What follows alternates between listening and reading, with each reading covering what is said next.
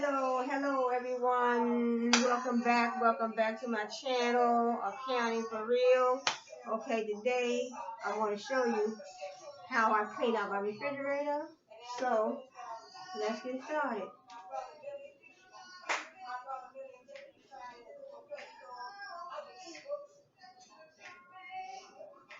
I love you and you love me. Good to me. I love you and you love me. Let's get started.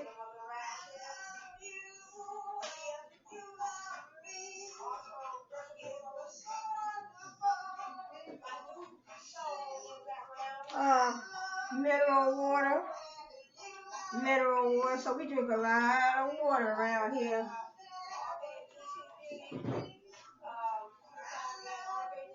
And my regular yogurt smoothies that I always drink.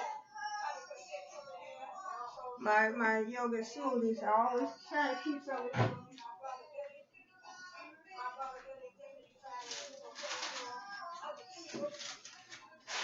Save it for the grandkids.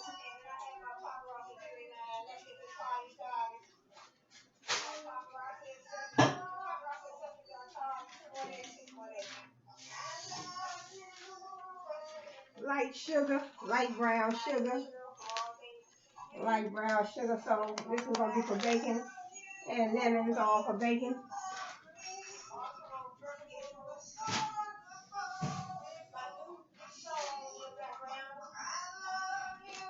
This is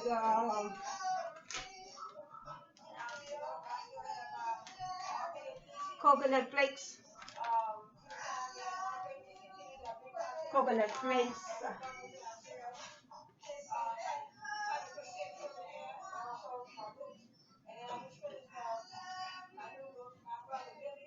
So some of this stuff I'll probably end up throwing out. My tacos. Plain water. More water.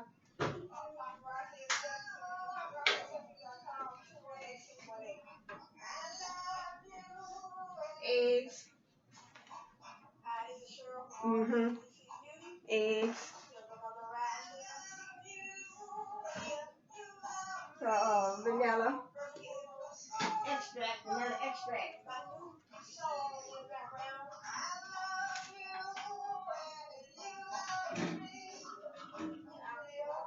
I always have some sour cream, daisy, sour cream, vitamin D milk. And this is real good. I buy these all the time too now. Hood,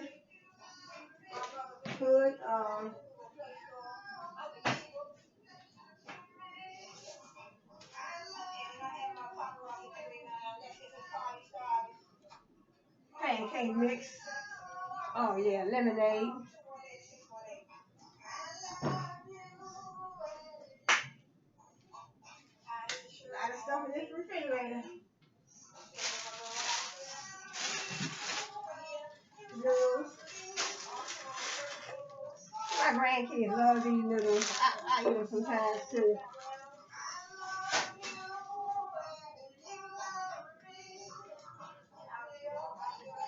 Also, then I eat a lot of cottage cheese. You take your cottage cheese and then sour cream.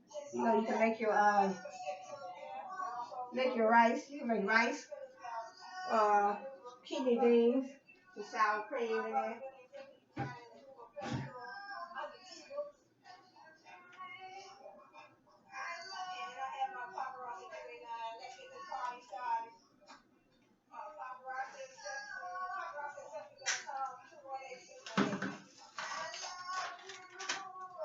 This is my cheese right here. I want to make some macaroni and cheese. It's a big old pack of cheese. Look. Sharp cheddar. Sharp cheddar.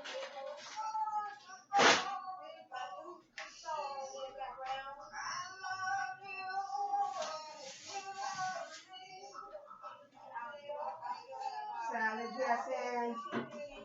This is some squash. That's sometimes what I do. I put this in the oven and bake it. Put it in the oven and bake it. Slice them up with margarine or butter and salt and pepper.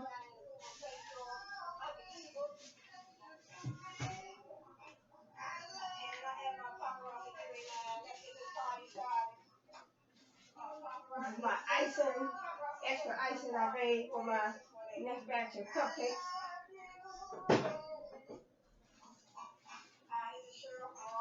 Honey, whole wheat honey bread, honey wheat.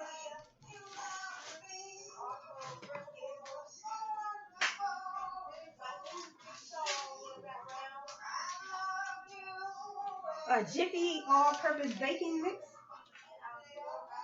A little bit of rice, that's what I had. So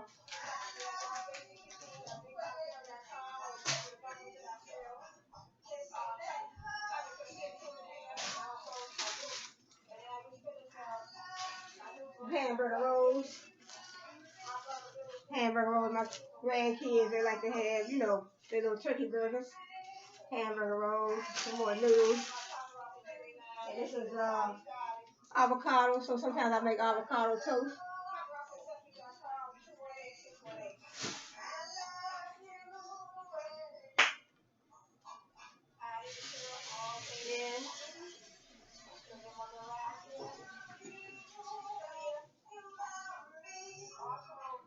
Then sometimes what I do, slice it out like this.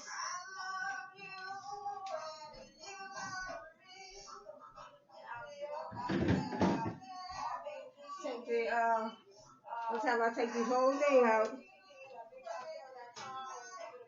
Take the whole thing out. Take the whole thing out and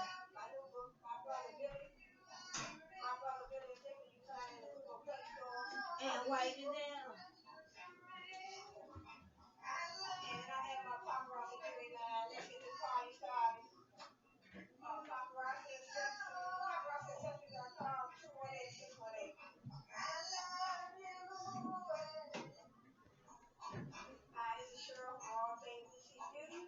See, it's one of those black refrigerators.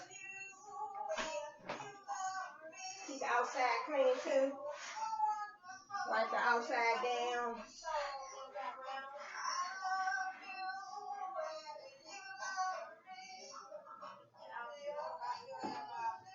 Clean out.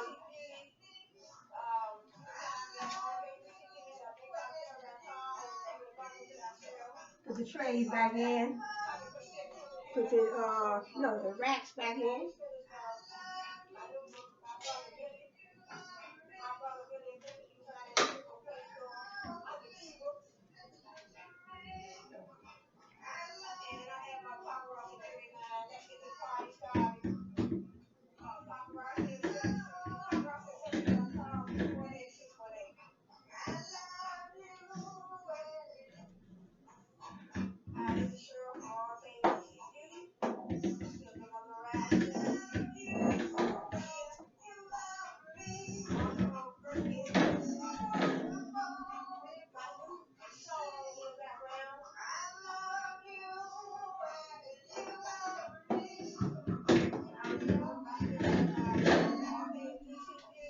The racks back in.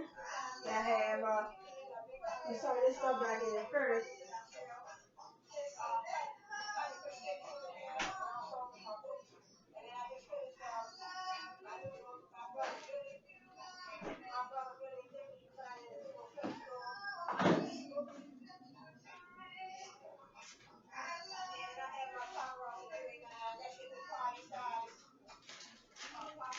I like my brown sugar. So my brown sugar from the giant. And my coconut, my sweet coconut, I'm going to use this for baking.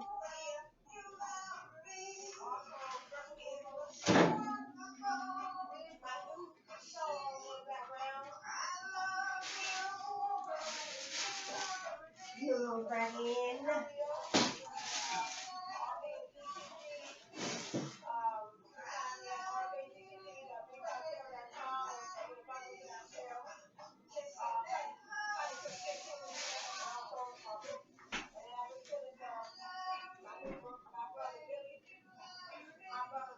My invitation over vanilla for women. Put that in the tray.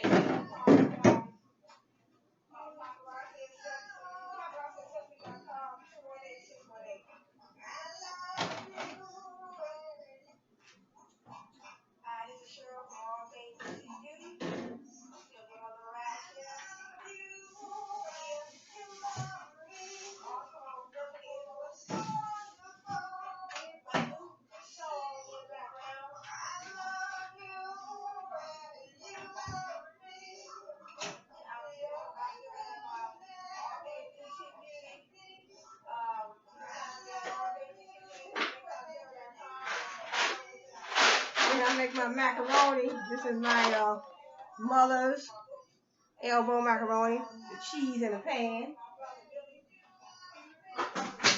So I already put the salt in the pan, so what I do is just put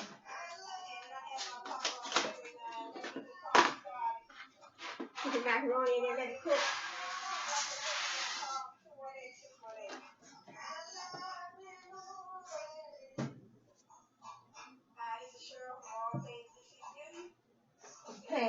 The pancake mix back, pancake mix and the milk.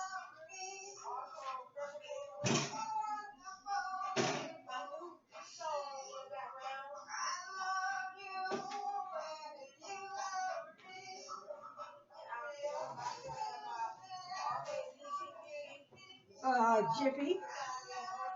Jiffy, you can use this for baking, biscuits, probably biscuits, pancake mix.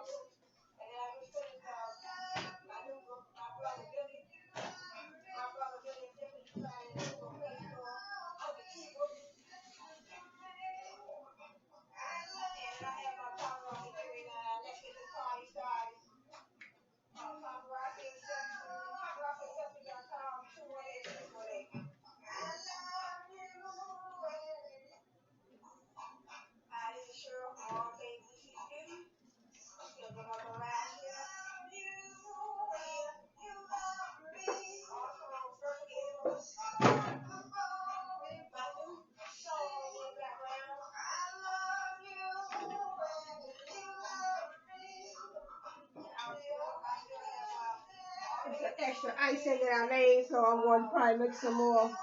When I'm making some cupcakes, this is already made. Icing. See? Icing that I made, homemade icing I made, an extra batch.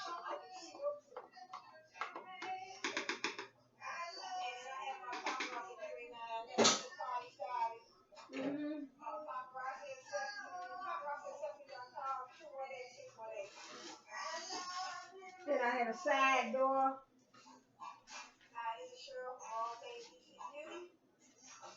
On the side we have syrup,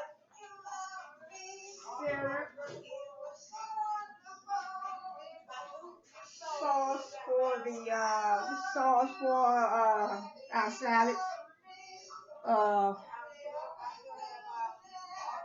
poppy seed.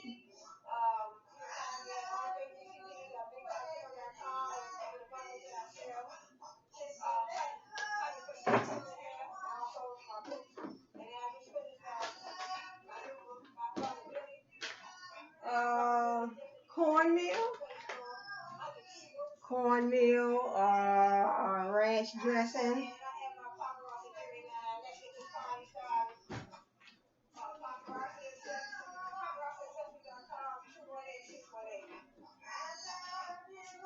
We love ketchup, plenty ketchup, plenty ketchup. This is farina. We do eat a lot of farina. Mm-hmm.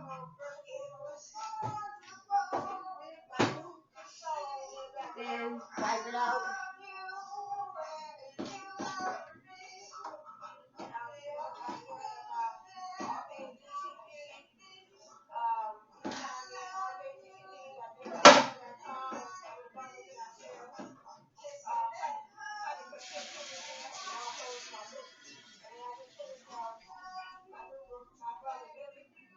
And down here we have, let's see, more Aunt Your Mama syrup. This is a blue cheese dressing and some mustard.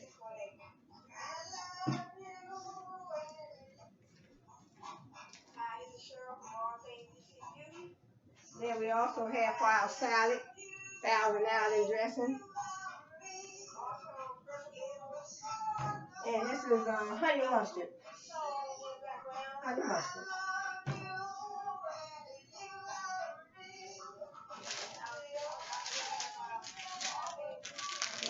Instant mashed potatoes. And I have pure baking soda for baking.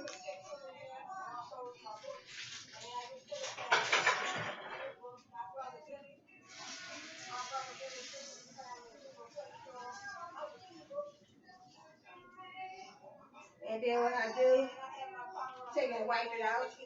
Wipe the sides out like this.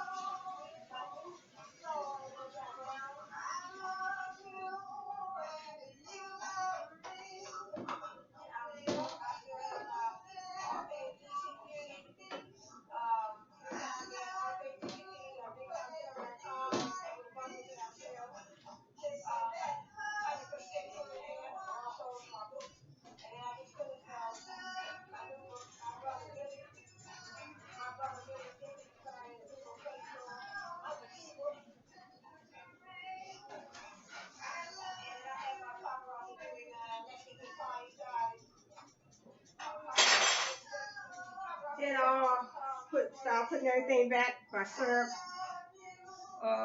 Syrup. Haven't really. I mean, you can use syrup for pancakes, waffles, whatever you want to use the syrup for.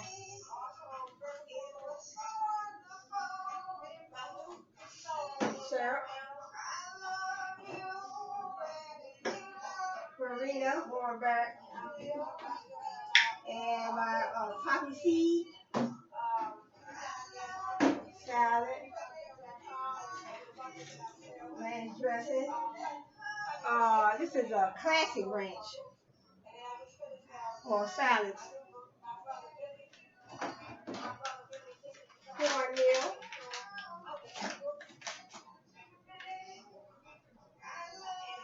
Baking soda.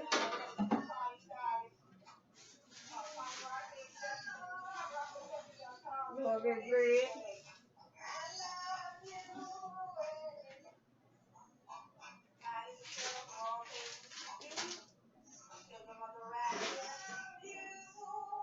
And then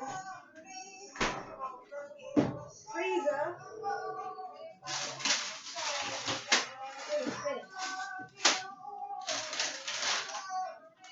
Freezer we have famous seasoned fries and plenty of spinach.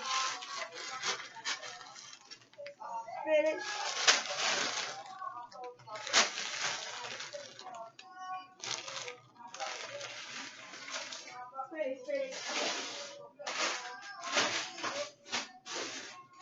So yes.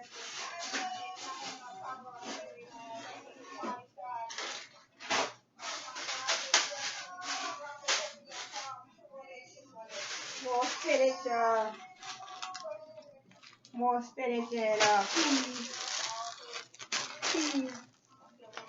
Oh, you gotta have your peas. Gotta have your green veggies.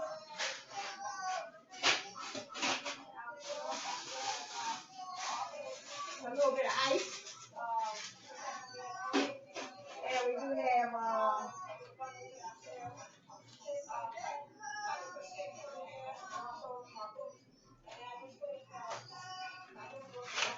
chicken nuggets and some hot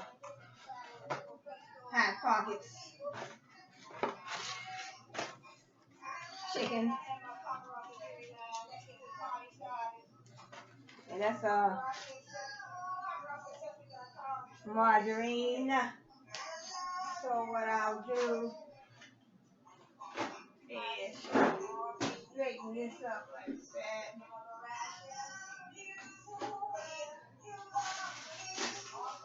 All sorts of more other style French fries.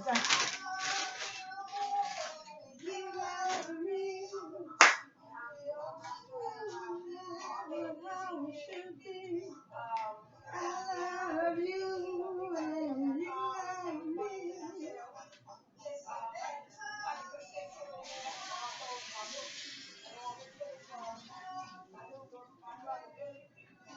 So I just straighten that up a little bit. Make sure that's right out there.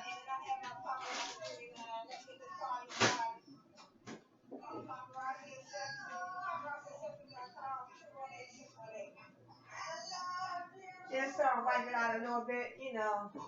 That out a little bit right there. Scratch the back of it.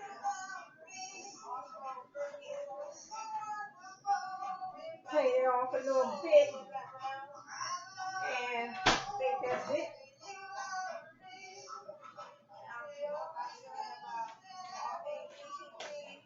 Got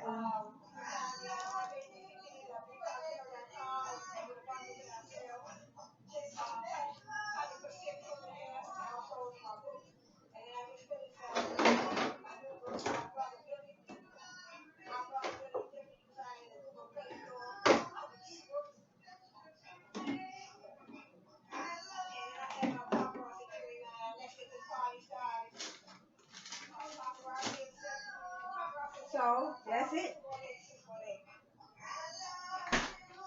Everything back in there.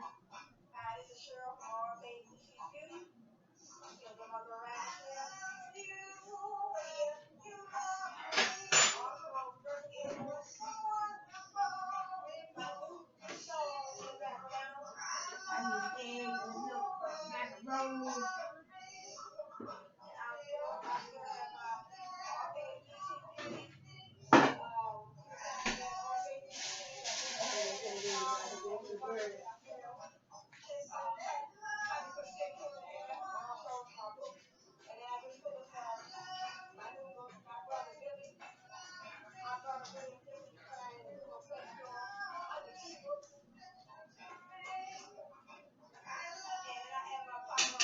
So while our macaroni cooking,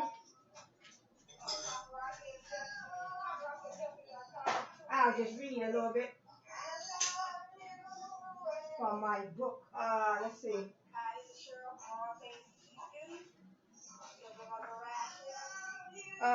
Where I left off last time.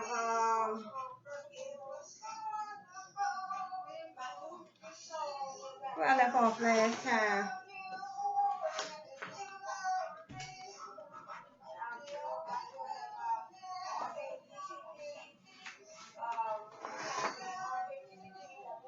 So, how workplace surveillance works. So, in other words, how workplace surveillance works.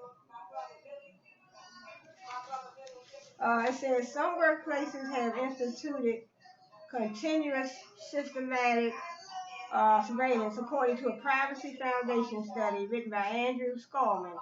Companies that perform this kind of surveillance might have a central security office that contains equipment for all the workplace monitoring.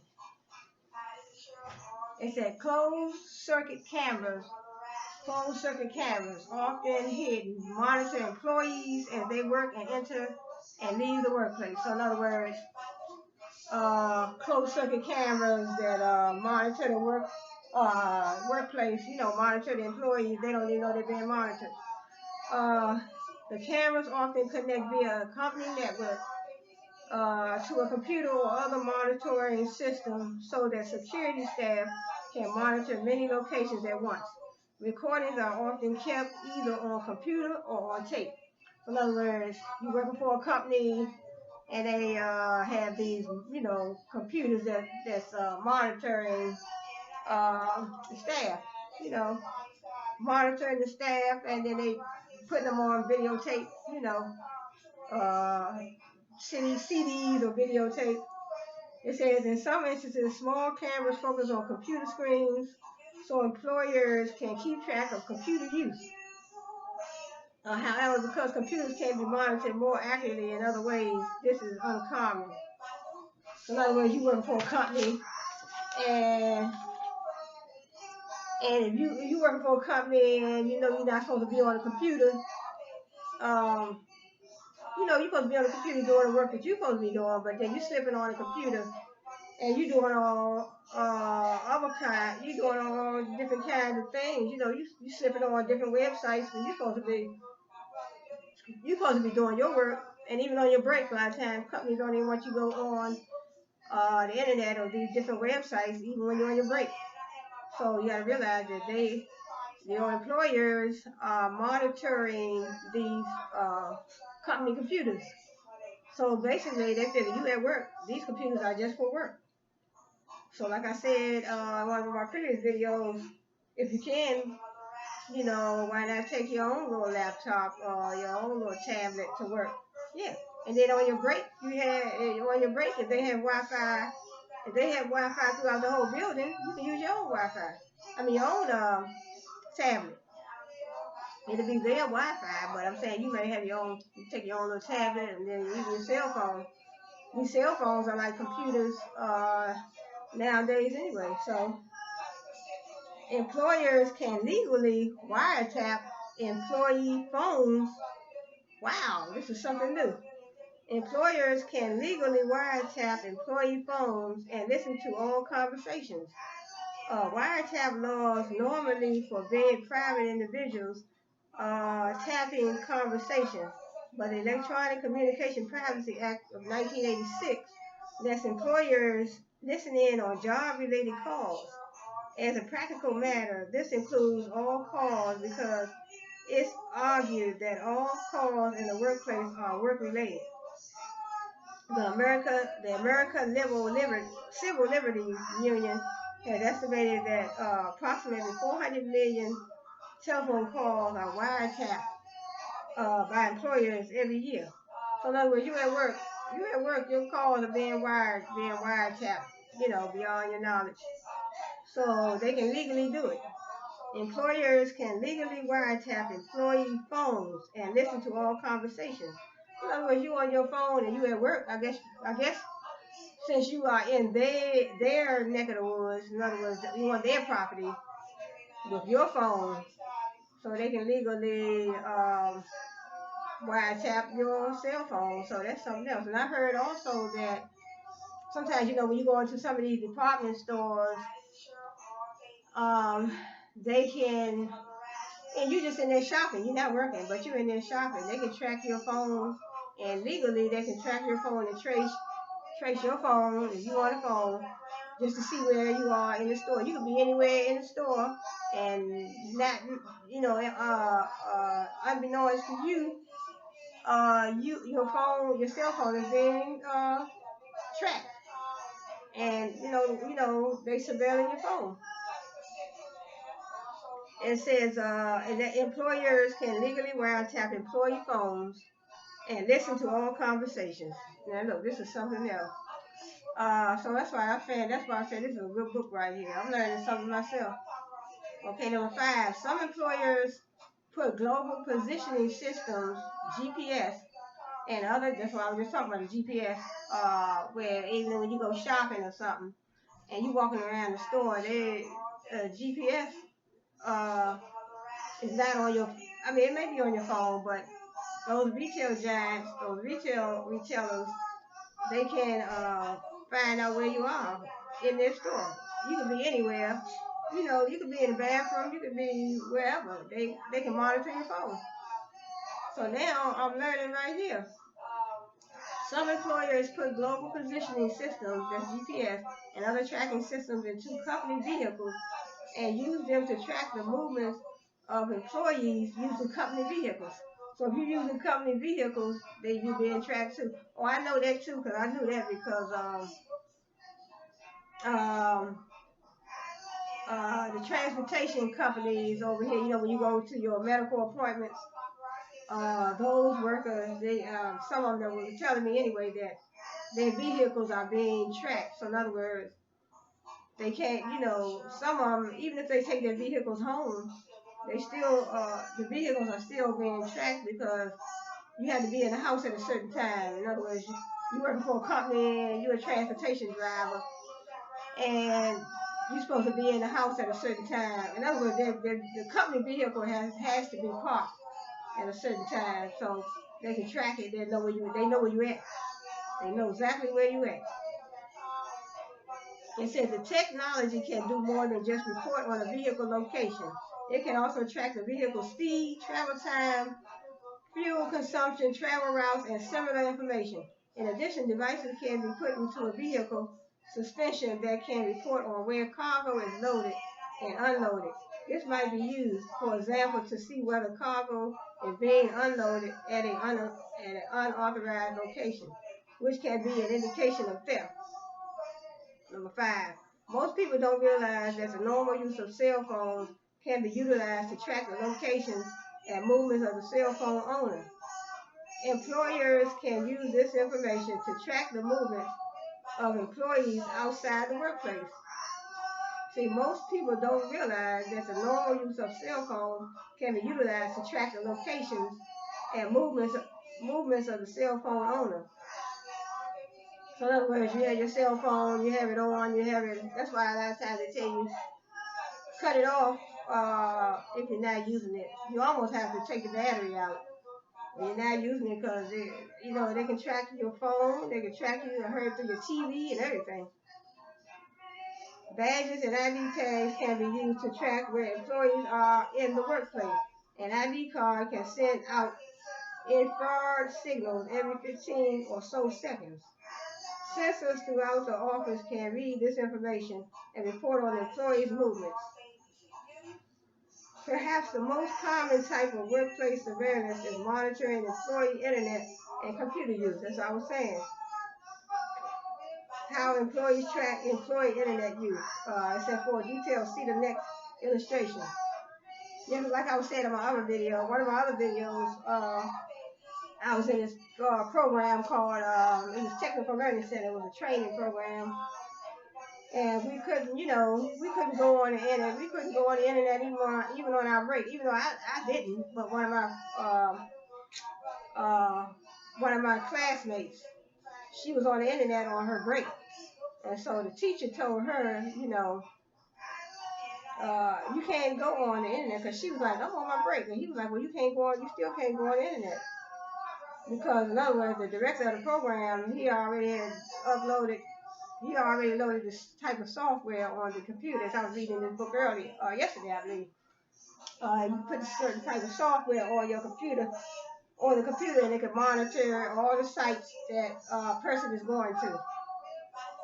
So if people think they're going to all these pornography sites and different sites that they're not supposed to be going to, they don't realize the computer is being monitored. They monitor every site you go to. It's going to show up in the, it's going to show up in the URL anyway. Uniform Resource Locator is going to show up in there. But also, it may already have software loaded on the computer that can track every move you make on that computer.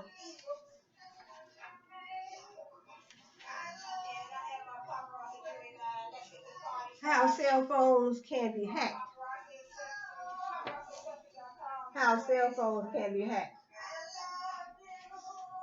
Okay, let me check my macaroni.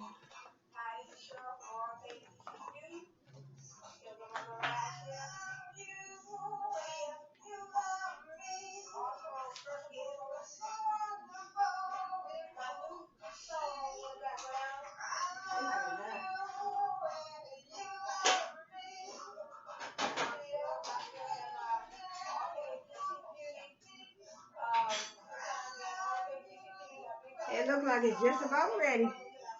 See that? Boil that macaroni. Now let it cool. Drain it. Drain it.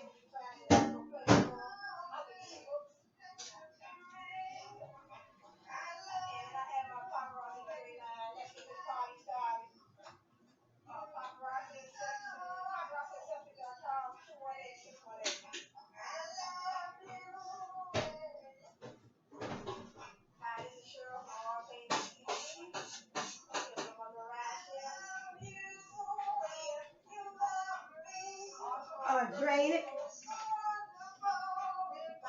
Drain it real good.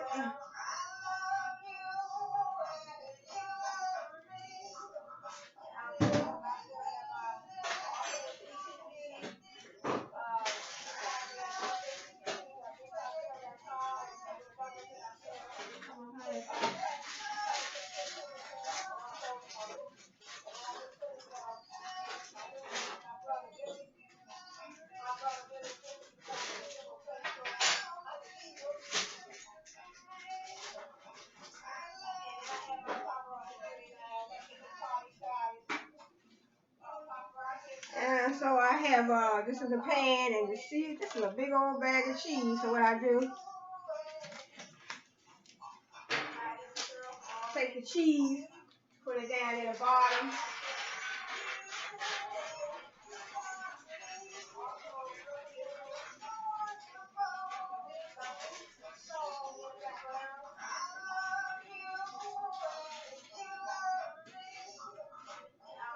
Load the cheese in the bottom first.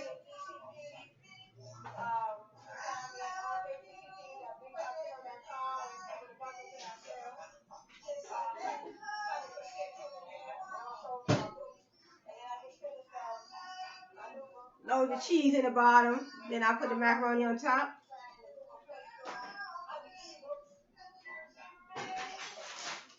And add some more cheese on top.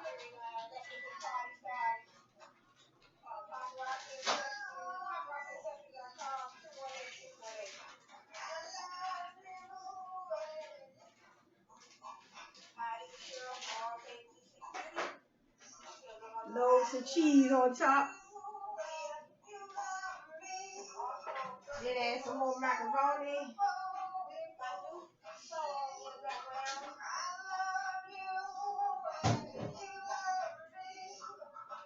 Then I add some more macaroni. Then add some more cheese on top.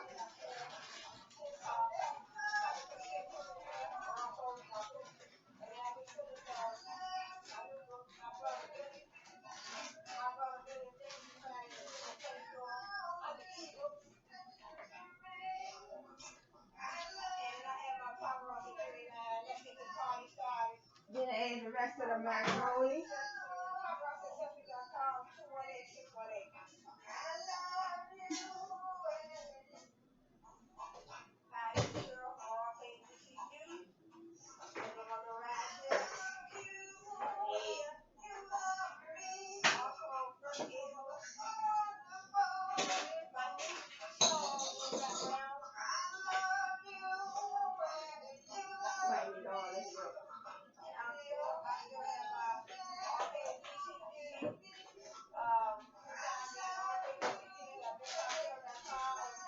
And then what I do, once I do it, then I add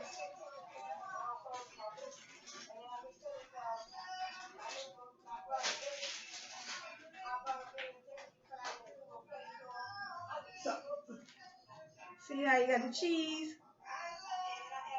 And then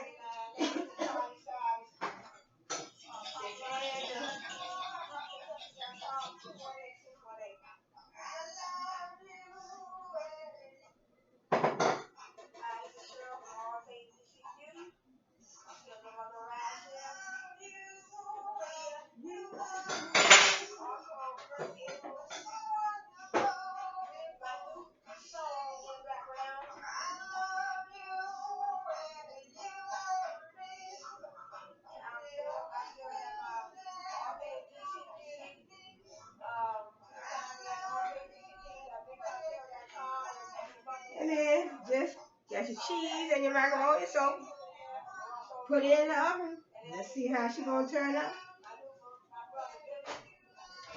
Put it on in there. Nice and hot. So,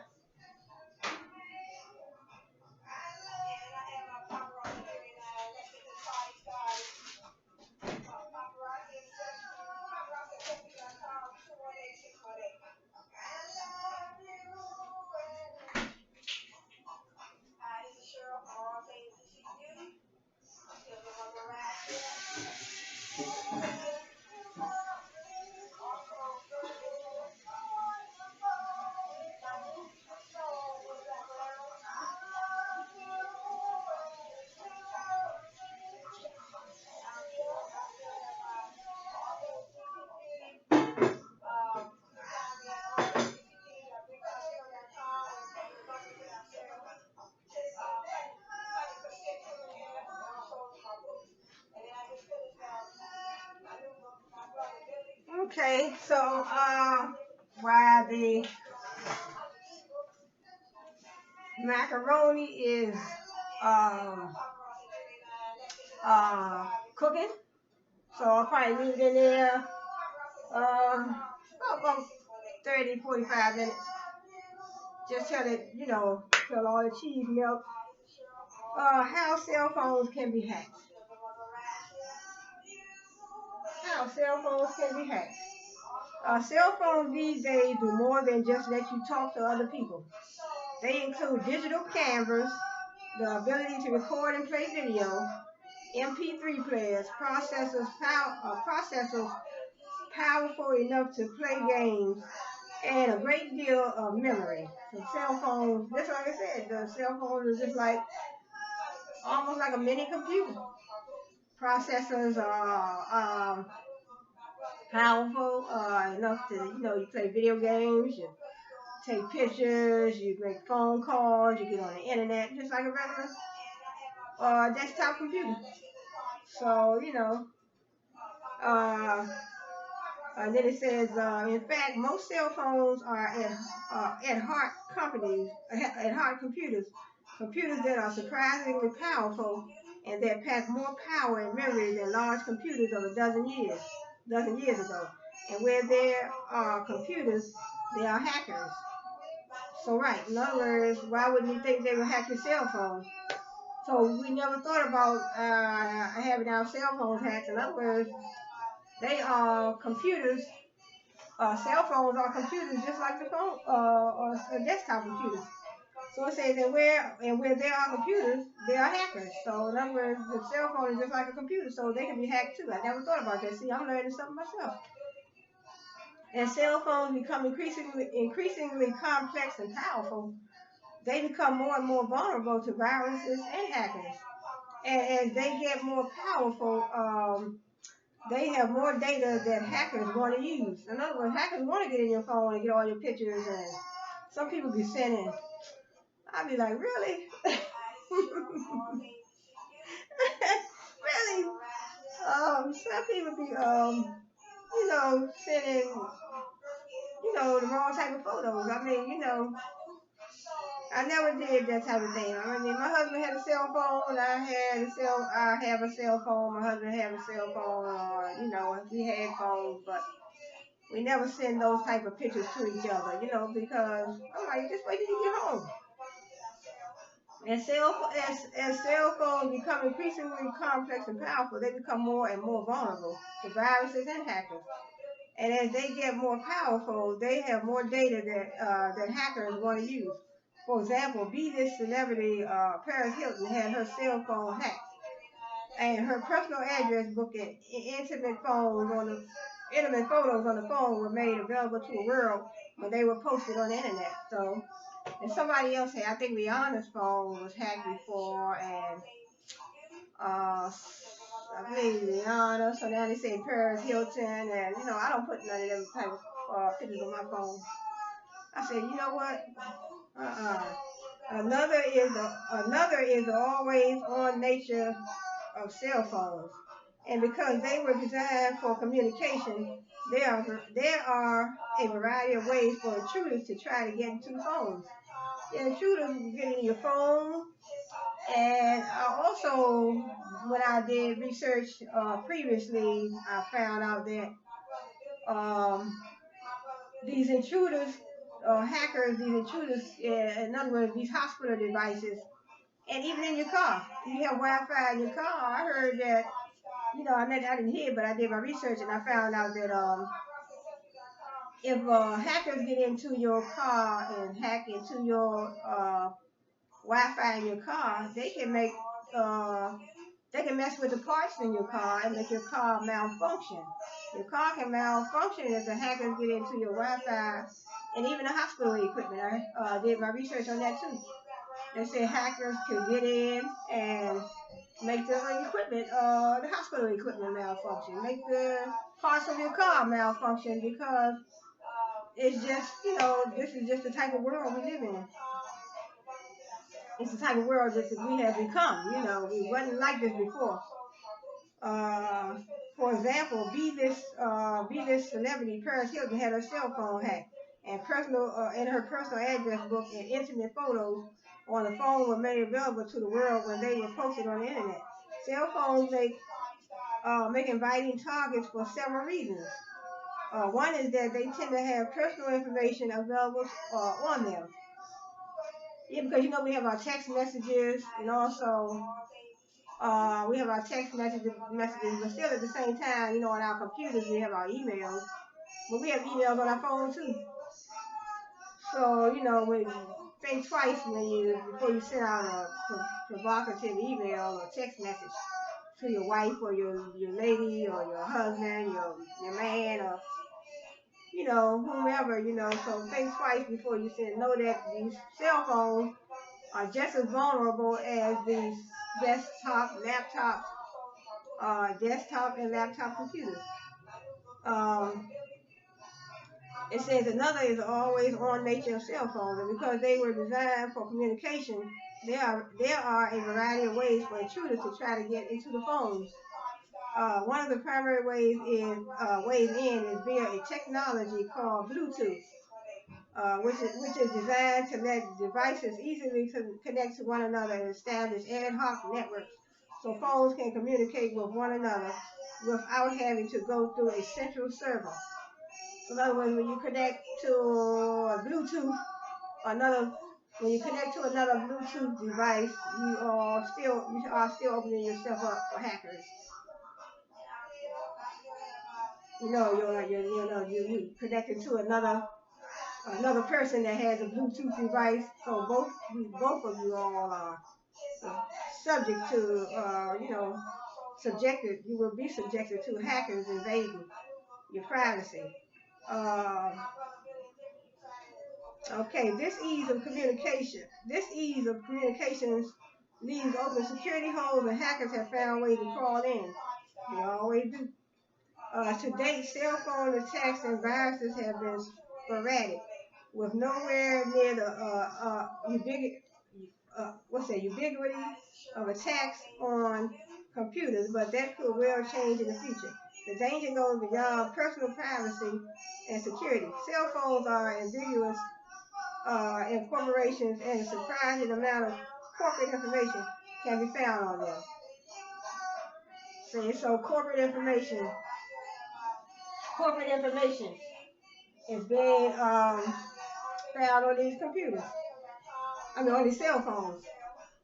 Cell phones are, so in addition, some corporations have begun to develop ways for their employees to tap into corporate networks with cell phones or to synchronize information between a cell phone and corporate headquarters. That means a wily hacker could do more than just steal personal information by hacking into a cell phone. He could steal corporate secrets as well. In other words, it's being noted that corporations are putting a lot of their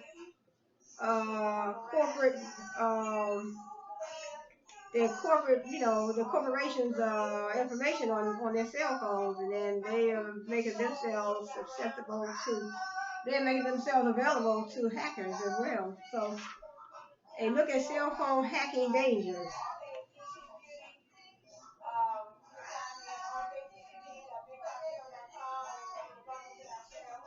Hey, look at cell phones hacking dangers. So I'm at 50 minutes, okay.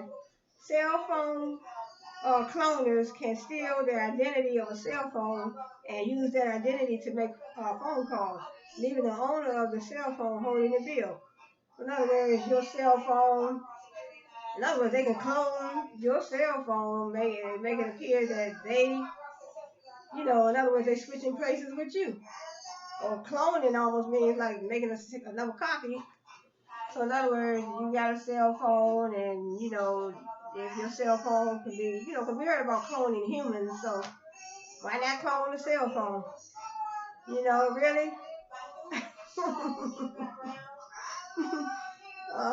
Cell phone snoopers can listen in on cell phone calls and invade people's and companies' privacy. Viruses can be spread to cell phones in the same way they can spread to computers. So in other words, right? Oh wow! See, I never thought about that.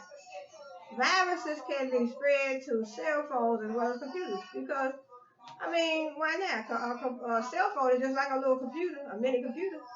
So why not? All of these things are something to think about. Cell phones these days are in essence computers, is what I'm saying. So the viruses attack the phone just as they can attack computers. The viruses can also spread from cell phone to cell phone.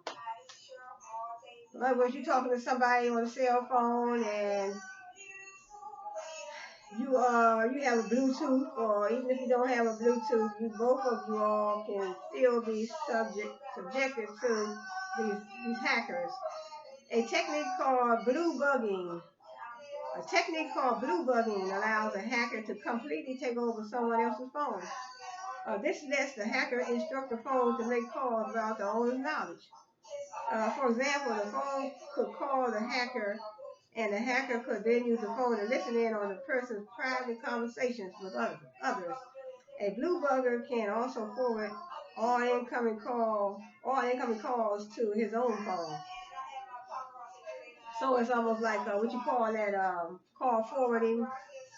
In other words, a hacker can forward calls from your phone to his phone. That way he's getting everybody that called you. He getting, invading, your privacy and whoever you're talking to on the phone. Another technique called blue snorking. Blue bugging, blue snorking, never heard of these terms. But now we know. Another technique called blue snorking allows a hacker to steal information from a phone, including its address book, calendar, photos, and more. So blue bugging and blue snorking. I'm gonna make sure I write them terms down. It allows hackers to steal your address book, calendar, and your photos. It's called blue snorking. How blue snorking works. That's it. How blue snorking works. Blue snorking was one of the earliest attacks on Bluetooth-enabled cell phones. It will not work on newer phones. Oh, okay, but it works against a number of old ones, including the Nokia 6310i, Nokia 7650, Nokia 8910i, Ericsson T39, and Ericsson R520M, among others. So in other words, he's saying that the blue snorking was one of the earliest attacks on Bluetooth-enabled cell phones. It would not work on newer phones, but it works against a number of old ones. A hacker first downloads a special piece of software to use in the attack, most commonly one called Bluebird. Bluebird gets its name from a combination of Bluetooth and Hoover because it can suck up information in the same way a Hoover vacuum sucks up dirt. He installs the software on a laptop, although some versions can also be installed on cell phones. See, a hacker first downloads a special piece of software to use in the attack, most commonly one called Bluebird. So see, these hackers are installing these different types of software on our computers, on our cell phones, so they can get in and invade our computers, invade our phones. Bluetooth and Hoover. Never even heard of it. They call it Hoover because it can suck up your information like a Hoover vacuum cleaner. This is really something, really. it's, it's something, it's really not funny, but, I'm like, it is really something else. When they say Hoover and it's like a vacuum cleaner that can suck up your, I said, what? Really not funny, but the software scans the nearby area of any Bluetooth devices in discovery mode. So in other words, when a hacker installs this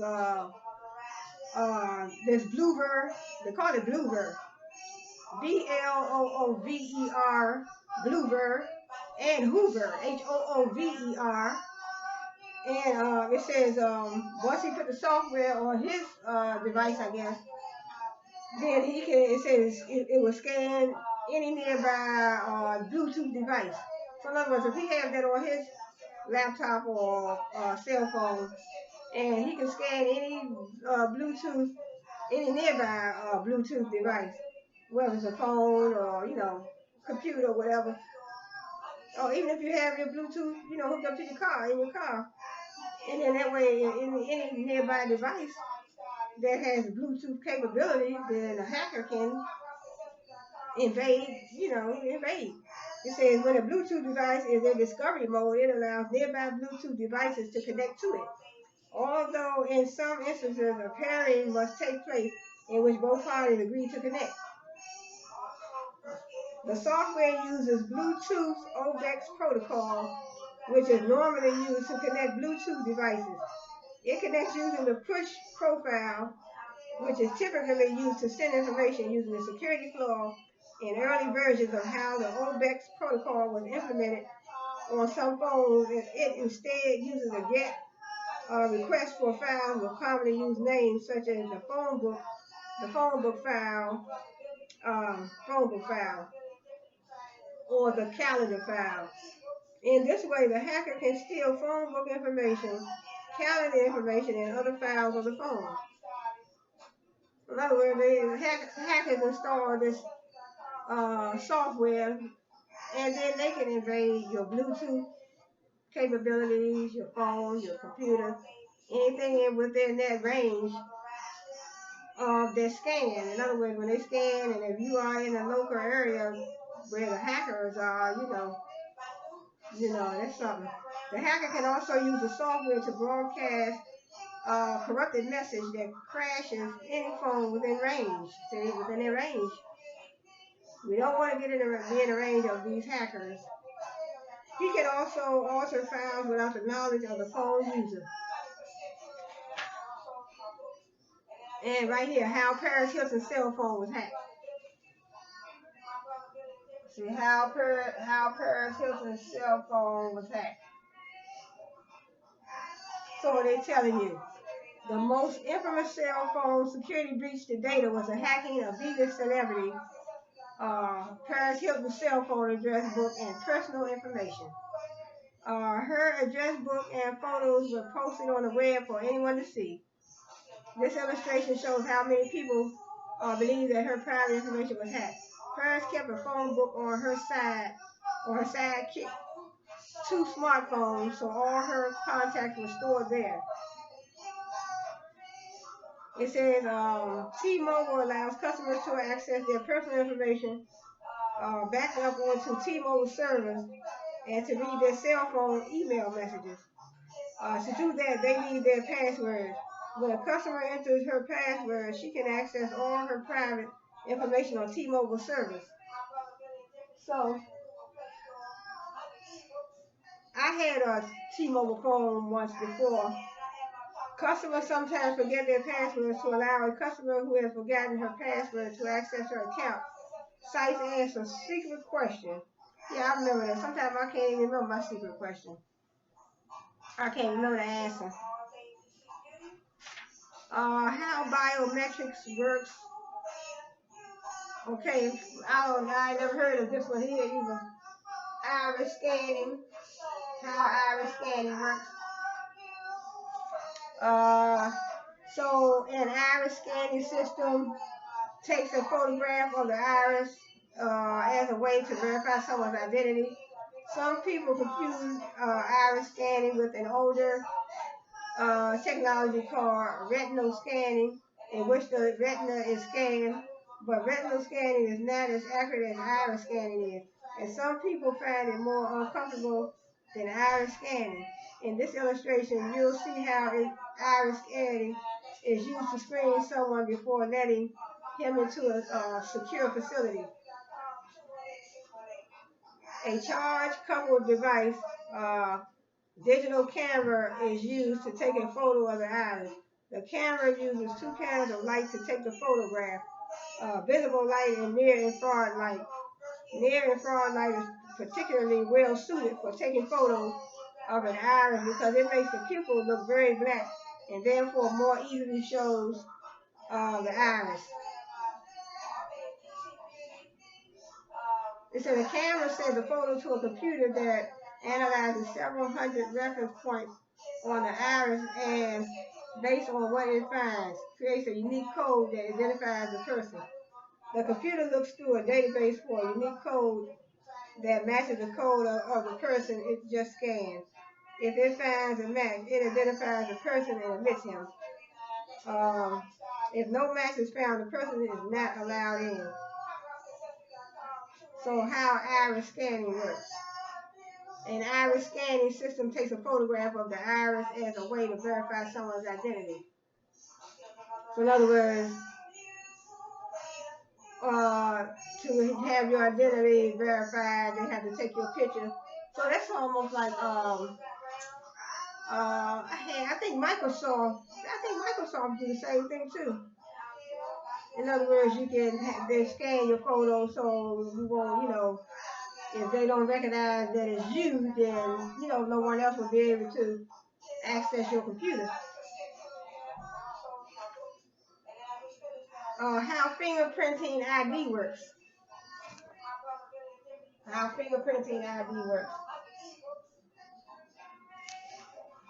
Every person's fingerprints are unique, made up of patterns of worlds and values. Even the fingerprints of identical twins are not identical, although they are similar. The person places his finger on a fingerprint scanner.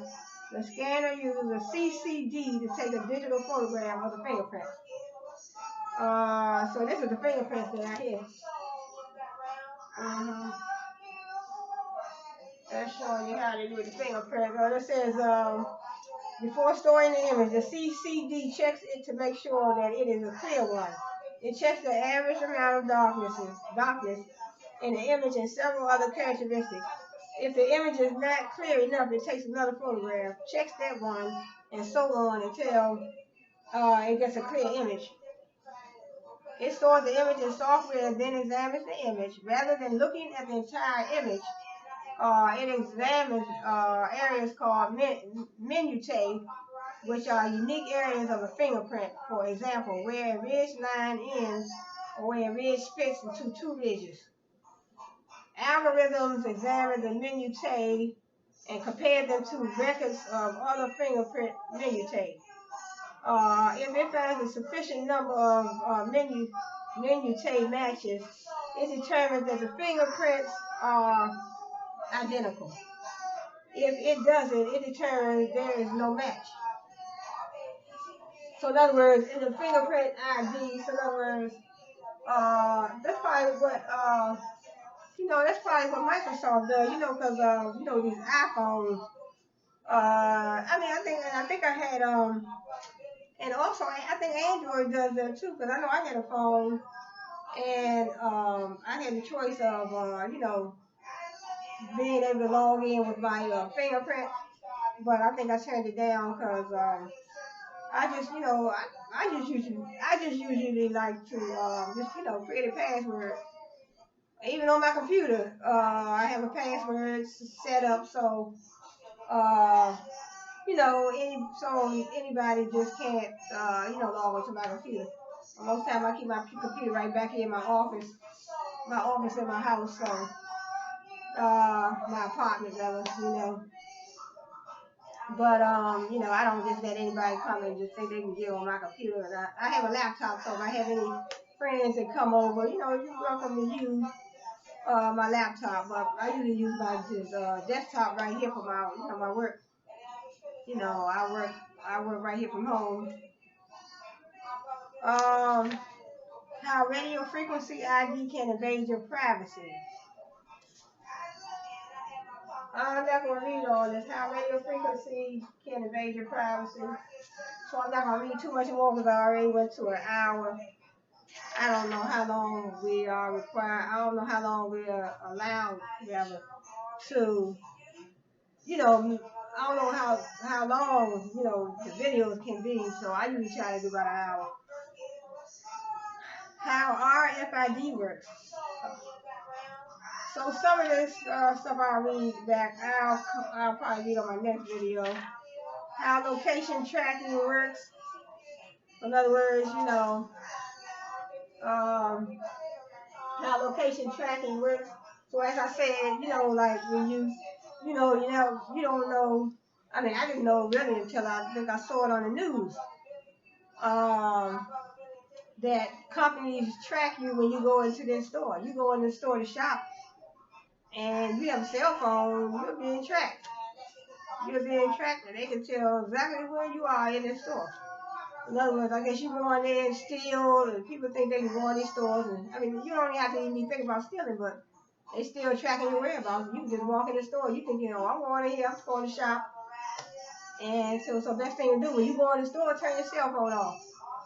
Turn your cell phone off and take your battery out. So, you go in the shop. You don't go to be tracked. So, but I mean, you won't have no calls coming through until you get out the store. But, it's just something to think about because I've been heard that on I've been heard that on the news. I heard that, but I say, a lot of times I do my own research on a lot of things so I can find out what is going on. And I'm like, what, really? Really? That's how we can, how global positioning satellites work.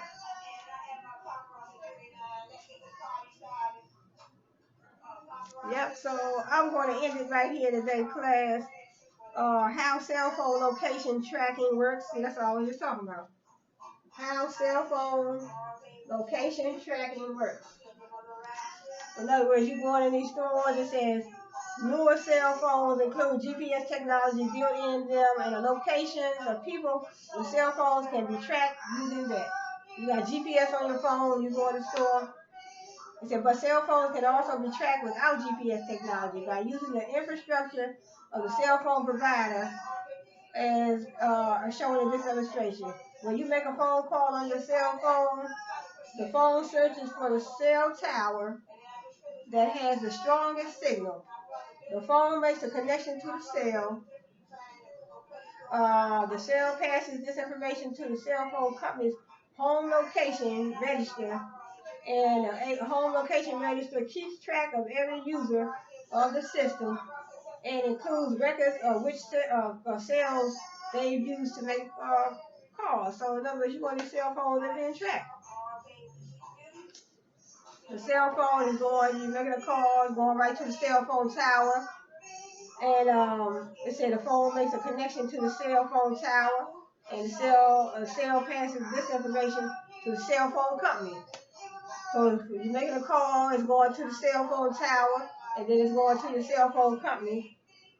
So, and the cell phone company will have all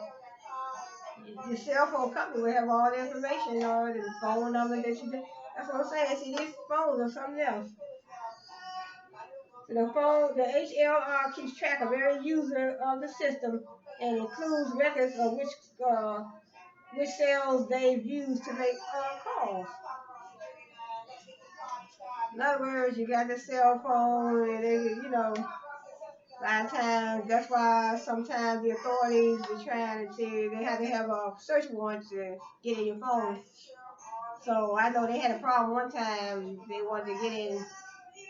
Somebody had an Apple phone and they wanted to get in, but Apple told them, no, you can't get in. You can't get in that phone because you set you up a password.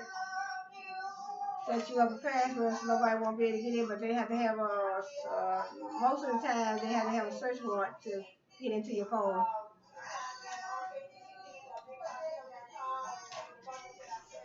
how DNA matching works.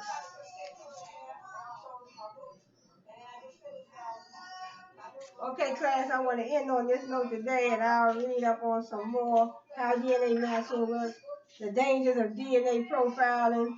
I'll read some more stuff later. The dangers of DNA profiling. I want to say, class, thanks for joining me today, and hope to see you back here again. Same place, same channel. And I'm going to check my macaroni. And